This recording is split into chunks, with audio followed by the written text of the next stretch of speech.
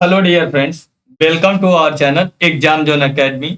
आज की क्लास में हम लोग पढ़ेंगे। इससे पहले हम लोगों ने भक्ति आंदोलन से जितने भी प्रश्न पूछे गए थे उन सभी को डिस्कस कर चुके हैं।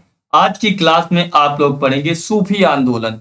ठीक है, सूफी आंदोलन से संबंधित अभी तक जितने भी एग्जाम में प्रश्न पूछे गए हैं उन सभी को आज की क्लास में डिस्कस करेंगे। ठीक है, तो पहला है सूफी शब्द की उत्पत्ति के संबंध में सर्वाधिक मान्यता प्राप्त मत कौन सा है। सूफ ऊन शब्द से हुई है क्योंकि सूफी ऊनी कंबल या लबादा ओढ़ते थे। सफा पवित्रता शुद्धता शब्द से हुई है क्योंकि सूफियों के दिल, आत्मा, विचार व कृत्य पवित्र और शुद्ध होते थे। या सूफ शब्द से हुई है क्योंकि इन सूफियों का व्यवहार पैगंबर से जुड़ी हुई मंडली के लोगों के समान थी। या डी, इनमें से कोई नहीं। तो सूफी शब्द जो है इसकी उत्पत्ति जो हुई है, इसमें इसकी उत्पत्ति पे कई बार मतभेद भी है। जैसे लोग बताते हैं सफा शब्द से हुई है जिसका अर्थ होता है पवित्रता, या क्या होता है आचार विचार की बात की गई है।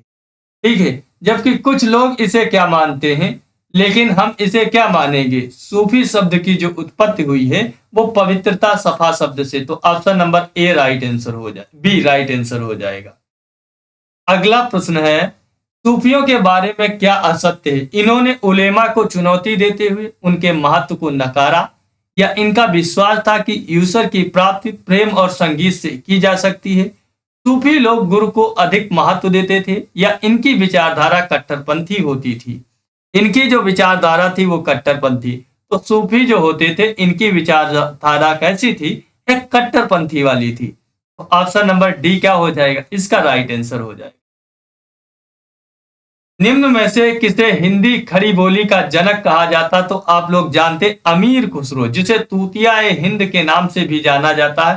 तो अमीर खुसरो जो थे ये हिंदी खड़ी बोली का जनक कहा जाता। तो option number A right answer हो जाएगा। अगला प्रश्न है किस सूफी ने खुद को अनलहक मैं यूसर हूं, अद्वैतवाद मत के अहम ब्रह्मास्मि मैं ब्रह्म हूं के समान घोषित किया, जिस कारण उसे फांसी पर लटका दिया गया था। तो आप जानते हैं किसे, जो मंसूर अल हज्जाज था उसको, इसे मंसूर अल हज्जाज। तो option number B right answer हो जाएगा। अगला प्रश्न है वह सूफी संत कौन था जो यह मानता था कि भक्ति संगीत ईश्वर के निकट पहुंचने का मार्ग है। तो आप जानते वो कौन थे, वो मोइनुद्दीन चिश्ती थे। कौन थे, मोइनुद्दीन चिश्ती थे। तो option number A right answer हो जाएगा। भारत में चिश्ती सिलसिले को किसने स्थापित किया था। तो भारत में चिश्ती जो संप्रदाय है उसको जो स्थापित किया था वो किसने किया था। तो आप जानते हैं शेख मोइनुद्दीन चिश्ती। कौन, शेख मोइनुद्दीन चिश्ती। कब, 1192 में मोहम्मद गौरी के साथ में जब ये भारत पे आक्रमण करने के लिए आता है तभी ये उसके साथ में आते हैं और यहीं पे वो आकर के लाहौर में बस जाते हैं और भारत में चिश्ती संप्रदाय की स्थापना करते हैं। अगला प्रश्न है सूफी सिलसिला मुख्यतः संबंधित है। तो सूफी जो है वो किस से संबंधित है मुख्यतः। तो सूफी जो है इस्लाम से संबंधित है। तो option number C right answer हो जाएगा। अगला जो प्रश्न पूछा गया है इस्लामी रहस्यवादी आंदोलन के कहा जाता है। तो इस्लामी रहस्यवादी जो आंदोलन है उसे सूफी आंदोलन कहा जाता है। क्या, सूफी आंदोलन। Option number A right answer हो जाएगा। अगला प्रश्न पूछा गया है कि भारत में किस सूफी सिलसिले को सर्वाधिक लोकप्रियता मिली हुई है। तो आप जानते किस सूफी सिलसिले को, चिश्ती, किसे, चिश्ती संप्रदाय को। Option number A right answer हो जाएगा। फिरदौसी सिलसिले के सर्वप्रथम सूफी कौन थे। तो फिरदौसी सिलसिले के सबसे पहले जो सर्वप्रथम सूफी थे उनका नाम था अहमद। क्या नाम था उनका, नाम था सरफरुद अहमद मखदूम मनेरी। ठीक है, तो इसमें वो नाम नहीं है। ठीक है, अगला प्रश्न है ये क्वेश्चन जो है ये गलत है। अगला प्रश्न है दारा शिकोह ने किसे सूफी सिलसिले को अपनाया था। तो दारा शिकोह ने कादिरी सिलसिले को। किसको? कादिरी सिलसिले। Option number D right answer हो जाएगा। निम्नलिखित में से कौन चिश्ती सिलसिला का नहीं था? कुतुबुद्दीन बख्तियार काफी, शेख हमीदुद्दीन नागौरी, बाबा फरीद, शेख बहाउद्दीन जकारिया। तो आप जानते हैं कौन इसमें नहीं था? शेख बहाउद्दीन जकारिया नहीं थे। तो ऑप्शन नंबर डी क्या हो जाएगा? राइट आंसर हो जाएगा। अगला प्रश्न पूछा गया है, चिश्ती सिलसिले के किस सूफी को चिराग ए देहलवी या दिल्ली का दीपक कहा जाता था? तो आप जानते हैं किसे कहा जाता था? तो आप शेख नासिरुद्दीन को। किसे? शेख नासिरुद्दीन को। Option number B right answer हो जाएगा। अगला प्रश्न है, निम्नलिखित में से किस सुल्तान से निजामुद्दीन औलिया ने भेंट करने से इनकार कर दिया था? तो आप जानते हैं किसके? तो आप अलाउद्दीन खिलजी। किससे? किससे? अलाउद्दीन खिलजी और जलालुद्दीन फिरोज खिलजी, इन दोनों से। तो निजामुद्दीन औलिया ने जिससे मना किया था वो जलालुद्दीन फिरोज खिलजी था। तो option number A right answer हो जाएगा। अगला प्रश्न है, निम्नलिखित सूफी सिलसिलों में कौन संगीत के विरुद्ध था? तो संगीत के जो विरुद्ध थे वो कौन थे? उनका नाम था नक्शबंदी। जो होते थे नक्शबंदी, वो क्या संगीत के विरोधी थे। तारासिको के किस शीर्षक से उपनिषदों का फारसी में अनुवाद किया था? तो आप जानते हैं किस?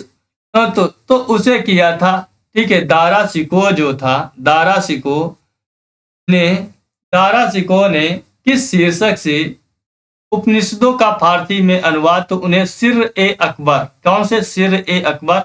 Option number D right answer हो जाएगा। अगला प्रश्न है, निम्नलिखित में से कौन सूफी थे? रहीम, निजामुद्दीन औलिया, मोइनुद्दीन चिश्ती, रसखान। तो आप जानते हैं निजामुद्दीन औलिया और मोइनुद्दीन चिश्ती, यही दो। तो 2 और 3, option number C right answer हो जाएगा। अगला प्रश्न है, सूफिया कलाम जो एक प्रकार का भक्ति संगीत है, विशेषता है गुजरात की, विशेषता गुजरात की, कश्मीर की, राजस्थान की या किसकी है? बताइए, इनमें से कोई नहीं। तो आप जानते ये है गुजरात की। किसकी है? गुजरात की नहीं, ये कश्मीर की विशेषता। इसकी कश्मीर की विशेषता। सूफिया कलाम जो है ये एक प्रकार से भक्ति संगीत है, ये कश्मीर की विशेषता है। सूफी संत ख्वाजा मोइनुद्दीन चिश्ती किसके समकाल शासनकाल में राजस्थान आए थे? तो ये राजस्थान में आए थे पृथ्वीराज चौहान के समय पे 1192 में। Option number D right answer हो जाएगा। प्रसिद्ध सूफी सलीम चिश्ती रहते थे, तो आप जानते ये रहते थे फतेहपुर सीकरी में। कहा? फतेहपुर सीकरी में। तो option number D C right answer हो जाएगा। मध्यकालीन सूफियों में सबसे धनी सूफी कौन था? तो सबसे धनी जो सूफी था जिसका नाम था शेख नासिरुद्दीन, जिसे चिराग ए देहलवी के नाम से भी क्या है? क्वेश्चन है, मध्यकालीन सूफियों में सबसे धनी जो था उसका नाम था शेख बहाउद्दीन जकारिया। शेख बहाउद्दीन जकारिया जो था वो मध्यकालीन सूफियों में सबसे धनी था। किस सूफी को बख्तियार काकी कहा गया था? तो किस सूफी को कहा गया था? तो ख्वाजा कुतुबुद्दीन को। किसे? ख्वाजा कुतुबुद्दीन को। तो option number B right answer हो जाएगा। अगला प्रश्न है, किस सूफी संत को सुल्तान ए तराकीन या सन्यासियों के सुल्तान की उपाधि मिली थी? तो सन्यासियों के सुल्तान की जो उपाधि मिली थी वो शेख हमीदुद्दीन नागौरी को। किसे? शेख हमीदुद्दीन नागौरी को। तो ऑप्शन नंबर क्या हो जाएगा? बी राइट आंसर हो जाएगा। अगला प्रश्न है, शेख फरीदुद्दीन मसूद गंज ए सकर या शेख फरीद या बाबा फरीद की गतिविधियों का क्षेत्र था? तो आप जानते हैं हांसी अजोधन था। कौन था? हांसी अजोधन। तो option number D right answer हो जाएगा। काव्याभ्यक्ति के रूप में उर्दू का प्रयोग करने वाला लेखक कौन था? तो उर्दू का प्रयोग करने वाला जो लेखक था उसका नाम था अमीर खुसरो। कौन था? अमीर खुसरो था। किसी सूफी को महबूब ए इलाही अल्लाह के प्रिय कहा जाता था? तो अल्लाह के प्रिय जो कहा जाता था शेख निजामुद्दीन औलिया को। इसे? शेख निजामुद्दीन औलिया को। अगला प्रश्न है, किस सूफी संत ने कहा था हजोन दिल्ली दूरस्थ, अभी दिल्ली दूर है? तो अभी दिल्ली दूर का जो नारा दिया था वो किसने कहा था? शेख निजामुद्दीन औलिया ने। तो ऑप्शन नंबर बी क्या हो जाएगा राइट आंसर। दक्षिणी भारत में चिश्ती सिलसिले की नींव रखने वाला कौन था? तो वो शेख बुहारुद्दीन गरीब थे। कौन थे? शेख बुहारुद्दीन गरीब थे। तो option number A right answer हो जाएगा। मरीज ए उल आशिकीन उर्दू शायरी की पहली किताब के सूफी रचयिता कौन थे? तो आप जानते हैं पहली किताब के रचयिता सैयद मोहम्मद गेसू दराज थे। ठीक है, जिन्हें बंदा नवाज भी कहते हैं। ऑप्शन नंबर डी क्या हो जाएगा राइट आंसर। अगला प्रश्न है, अकबर जिस सूफी संत का बड़ा आदर करता था और जिसके आशीर्वाद को शाहजादा सलीम जहांगीर का जन्म हुआ था, वह कौन था? तो आप जानते वह कौन था? तो उसका नाम क्या था? उसका जो नाम था वो क्या था? शेख सलीम चिश्ती। कौन? शेख सलीम चिश्ती। तो option number A right answer हो जाएगा।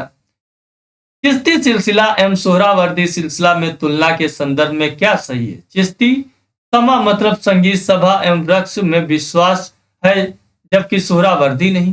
चिश्ती राजकीय संरक्षण व धन संचय में विश्वास नहीं करते, जबकि सोहरावर्दी करते हैं। चिश्ती राजनीतिक पछड़े से दूर रहते हैं, जबकि सोहरावर्दी राजनीतिक मसले में पर्याप्त दिलचस्पी रखते। चिश्ती हिंदू व मुस्लिम दोनों समाज में लोकप्रिय हैं, जबकि सोहरावर्दी नहीं। तो बताइए कौन सा ऑप्शन सही है? कौन सा ऑप्शन जो है वो सही है? तो आप जानते हैं कि चिश्ती राजनीतिक पर्दे से दूर रहते थे। Option number C right answer हो जाएगा। दिल्ली सल्तनत के सुल्तान इल्तुतमिश ने किसे शेख उल इस्लाम की उपाधि दी थी? तो आप जानते हैं शेख बहाउद्दीन जकारिया को। किसे? शेख बहाउद्दीन जकारिया को दी थी। तो option number B right answer हो जाएगा। अगला प्रश्न है, किस सूफी सिलसिले की गतिविधियों का मुख्य केंद्र बिहार था? तो किसका था? तो आप जानते हैं किसका था? फिरदौसी का था। किसका? Firdausi. Firdausi option number C right answer हो जाएगा। सफुद्दीन अहमद इब्न मखदूम या युवा मनेरी का कार्य क्षेत्र क्या था? तो आप जानते हैं इनका जो कार्य क्षेत्र था वो बिहार शरीफ था। क्या था? बिहार शरीफ था। तो option number B right answer हो जाएगा।